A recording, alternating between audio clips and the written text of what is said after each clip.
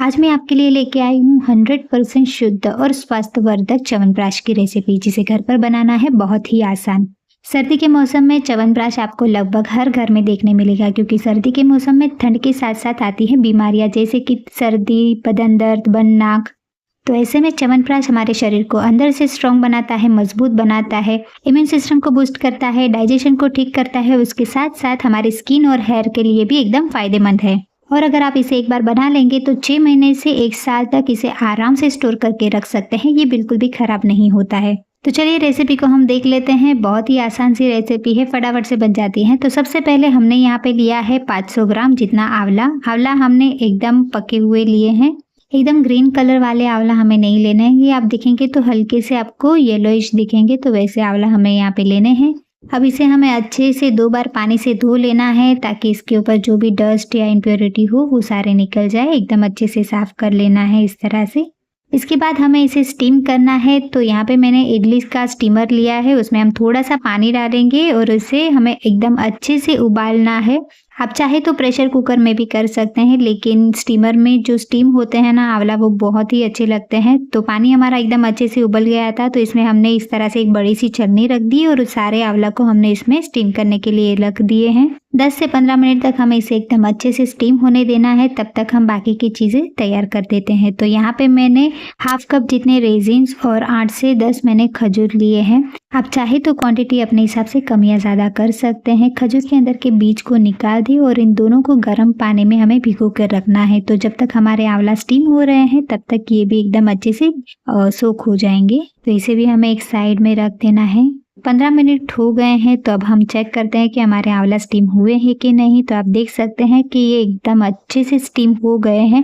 हमें पता कैसे चलेगा कि आंवला हमारे एकदम अच्छे से स्टीम हुए हैं कि नहीं? तो इसे जानने के लिए आप देख सकते हैं यहाँ पे कि आंवला के अंदर एक क्रैक आ गई है। अपने आप ही इसमें अंदर क्रैक आ जाती है इस तरह से। जब ये एकदम अच्छे से पक जाते हैं, एकदम अच्छे से स्टीम हो जाते हैं, इंडिकेशन है कि आपके जो आंवले हैं वो एकदम अच्छे से स्टीम हो गए हैं। तो इसे ठंडा होने के लिए एक साइड पे रख देते हैं। तब तक हम बाकी की चीजें देख लेते हैं। तो यहाँ पे मैंने एक फ्राइंग पैन लिया है, उसमें हम एक एक करके सारे हमारे जो स्पाइसेस है वो डालेंगे। तो इसमें मैंने डाला है लौंग, हरी इलायची, एक बड़ी सी दालचीनी, 2 चक्री फूल, 3 से 4 तेज पत्ता डालेंगे। इसे एक तरह से तोड़ के डालें ताकि एकदम अच्छे से सीख जाए। इसके बाद हम इसमें डालना है एक सूखी इलायची बड़ी वाली, 1 टेबलस्पून ड्राई रोज पेटल भी डालेंगे। अब इन सबको हमें ड्राई रोस्ट करना है लो टू मीडियम फ्लेम पर ही 1 से 2 मिनट तक। थोड़ी देर के बाद आप देखेंगे तो इसमें से एक एरोमेटिक स्मेल आने लगेगी। बस तब तक हमें इसे अच्छे से भूनना है। अब गैस की फ्लेम को कर देना है बंद और इसे ठंडा होने के लिए साइड पे रख देना है। यहाँ पे हमने जो आंवला एक साइड पे रखे थे वो भी एकदम अच्छे से ठंडे हो गए हैं। तो चलिए इसके जो बीज हैं वो एकदम अलग कर देते हैं। तो देख सकते हैं आप इतने आसानी से इसके जो बीज है वो अलग हो रहे हैं और हाथों से ही हम आंवला को एकदम अच्छे से तोड़ पा रहे हैं। तो इस तरह से हमें एक एक करके सारे बीज अलग कर देने हैं। आंवला के अंदर बहुत सारा विटामिन सी, एंटीऑक्सीडेंट और फाइबर होता है, जो हमारी स्किन और बालों की समस्या को ठीक करता है। तो अगर आपको भी हेयर फॉल की समस्या है तो आप आंवला को ज़रूर अपनी डाइट में ऐड करिए। आपको बहुत फ़ायदा देगा, क्योंकि ये अंदर से जड़ों को मजबूत करता है और एंटी एजिंग को भी दूर करता है। तो चलिए सारे आंवला में से हमने बीज अलग करके इस तरह से तोड़कर एक साइड में रख देना है। तो यहाँ पे हमने जो पहले रेजिन्स भिगो के रखे थे वो भी एकदम अच्छे से सोख हो गए हैं। तो इसे हम डालते हैं एक ब्लेंडिंग जार में। इसी के साथ हमने जो खजूर भी भिगो के रखे थे वो भी एकदम अच्छे से भीग गए हैं। तो इसे भी हमें ऐड करना है इसी के साथ ब्लेंडिंग जार में। ध्यान रहे कि हमें इसमें पानी का उपयोग बिल्कुल भी नहीं करना है। तो बस इसी तरह से जो पानी है वो एक साइड में करते हुए सिर्फ खजूर को हमें इस तरह से ब्लेंडिंग जार में डालना है। अब इसी के साथ हमने जो पहले ड्राई मसाले रोस्ट करे थे वो भी अच्छे से ठंडे हो गए हैं, तो वो भी हमें इसके साथ ही ऐड कर देना है। अब इसके साथ हम डालेंगे एक बड़ा सा अदरक का टुकड़ा कि हमें लीड लगा देनी है और एकदम अच्छे से हमें इसका पेस्ट बनाना है बगैर पानी के ही। आप देख सकते हैं अगर आपको लगे कि मसाले प्रॉपर ब्लेंड नहीं हो रहा है तो इसमें हम थोड़ा सा पानी ऐड कर सकते हैं, 1 से 2 चम्मच जितना। तो मैंने जो खजूर वाला पानी था वही इसमें मैंने डाला है और एकदम अच्छे से इसे ब्लेंड कर देना है, पेस्ट बना देना है। आप देख सकते हैं इस तरह से इसकी पेस्ट रेडी हो जाएगी। इसे हम एक साइड में रखते हैं और बस इसी तरह से हमें आंवला को भी एकदम अच्छे से ब्लेंड कर देना है। तो तो यहाँ पे हमने सारे आंवला को एक साथ ही ब्लेंडिंग जार के अंदर डाल दिया है। आप चाहे तो थोड़ा थोड़ा करके भी 2 पार्ट में इसे ब्लेंड कर सकते हैं। इसमें भी हमें थोड़ा सा ही पानी डालना है, बहुत ज़्यादा नहीं डालना है। अब इसकी लीड लगा देंगे और इसका भी हमें एक अच्छा सा पेस्ट बना देना है। पानी ज़्यादा डालने से इसके अंदर मॉइस्चर ज़्यादा हो जाता है, जिसके कारण इसकी शेल्फ लाइफ कम हो जाती है और इसे पकाने में भी ज़्यादा समय लग सकता है। इसलिए पानी जितना बन सके उतना कम ही डालें या तो ना डालें। अब हमें एक बड़ा सा बर्तन लेना है जिसमें हम डालेंगे हाफ कप जितना घी और घी को एकदम अच्छे से मेल्ट होने देना है। जैसे ही लगे घी एकदम अच्छे से मेल्ट हो गया है तो इसमें हमें जो आंवला का पेस्ट तैयार करा था वो हमें डाल देना है और इसे हमें एकदम अच्छे से पकाना है। जैसे ही आंवला हल्के से फूलने लगेगा, आप देख सकते हैं इस तरह से। अब इसी स्टेज में हमें इसमें ऐड करना है गुड़। तो गुड़ यहाँ पे मैंने 400 ग्राम लिया है। गैस की फ्लेम हमें लो टू मीडियम पर ही रखनी है पूरे प्रोसेस में। तो आधे किलो आंवले के साथ हमने यहाँ पे 400 ग्राम गुड़ रखा है। आप चाहे तो आधा किलो गुड़ का भी इस्तेमाल कर सकते हैं, लेकिन उससे बहुत ज़्यादा मीठा मीठा हो जाएगा और गुड़ कम रखने से इसका जो टेस्ट है वो एकदम बैलेंस हो जाता है, एकदम खट्टा मीठा वाला टेस्ट हो जाता है। और एक ज़रूरी बात मैं आपको यहाँ पे बताना चाहूँगी, जब भी आप आंवला से कुछ रेसिपी बनाते हैं, ट्राई करते हैं, तो उसे स्टेनलेस स्टील में या तो फिर आयरन की कढ़ाई में बनाएं। इसमें आप एल्यूमिनियम का इस्तेमाल ना करें, क्योंकि आंवला जो है वो एसिडिक होता है और वो एल्यूमिनियम के यूटेंसिल के साथ केमिकल रिएक्शन कर सकता है जो हार्मफुल हो सकता है। तो ये बात हमें ध्यान में रखनी है। तो गुड़ भी एकदम अच्छे से मेल्ट हो गया है। तो इसी स्टेज में हम इसमें डालेंगे जो खजूर और किशमिश का हमने जो पेस्ट रेडी करा था वो।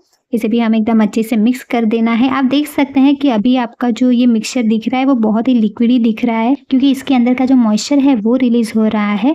10 से 15 मिनट तक हमें इसे ऐसे ही कांस्टेंट चलाते रहना है। थोड़ी देर के बाद आप देखेंगे तो हमारा जो मिक्सचर है वो एकदम अच्छे से जमने लगा है। पूरा जो पानी है वो एब्जॉर्ब हो रहा है और इकट्ठा होना शुरू हो गया है, आप देख सकते हैं। बस इसी स्टेज में हम इसमें डालेंगे केसर के धागे, 1 टीस्पून हम इसमें डालेंगे।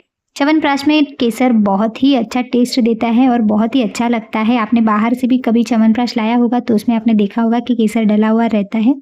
5 से 10 मिनट तक इसे और अच्छे से पकने दें और जब आपको लगे कि एकदम अच्छे से जम गया है, आप देख सकते हैं इस तरह से, तो गैस की फ्लेम को बंद कर दे और इसे ठंडा होने के लिए एक साइड में रख दे। ठंडा होने के बाद ये और भी ज़्यादा गाढ़ा हो जाएगा। और एक ज़रूरी बात यहाँ पे बताना चाहूँगी, अगर आप लोहे की कढ़ाई यूज़ कर रहे हैं तो जैसे ही आपका मिक्सचर बन के तैयार हो जाएगा उसे किसी और बर्तन में ट्रांसफ़र कर दे, तुरंत ही उसी में ठंडा होने ना दे, वरना इसका जो कलर है वो बहुत ज़्यादा डार्क हो जाएगा। तो च्यवनप्राश हमारा बनकर तैयार है और ये एकदम अच्छे से ठंडा भी हो गया है। तो इसे हम ट्रांसफ़र कर देते हैं एक एयर टाइट कंटेनर में। बस कांच की बनी नहीं थी इसलिए मैं इसे प्लास्टिक के कंटेनर में ट्रांसफ़र कर रही हूँ। अगर आपके पास ग्लास का कोई भी बर्नी है तो आप उसी में ही इसे ट्रांसफ़र करें। इससे क्या होता है, इसे आप लंबे समय तक आराम से इसे स्टोर करके रख सकते हैं।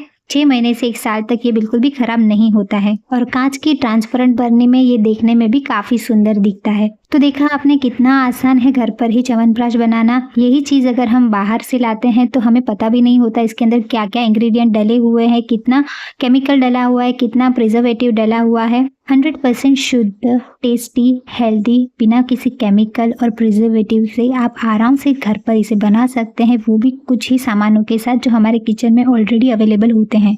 1 चम्मच हर रोज़ च्यवनप्राश खाने से हमारे शरीर को बहुत सारा फ़ायदा होता है। अगर आपको भी इसके बारे में और भी कोई जानकारी है तो मुझे कमेंट सेक्शन में ज़रूर बताइए, मुझे जानकर बहुत खुशी होगी। अगर आपको आज की ये रेसिपी अच्छी लगी है, यूज़फुल लगी है, तो प्लीज़ इसे लाइक करिए, शेयर करिए अपने फ्रेंड्स और फैमिली के साथ और मुझे कमेंट सेक्शन में ज़रूर बताइए कि आप मेरी वीडियो कहाँ से देख रहे हो और आपको आज की ये रेसिपी कैसी लगी।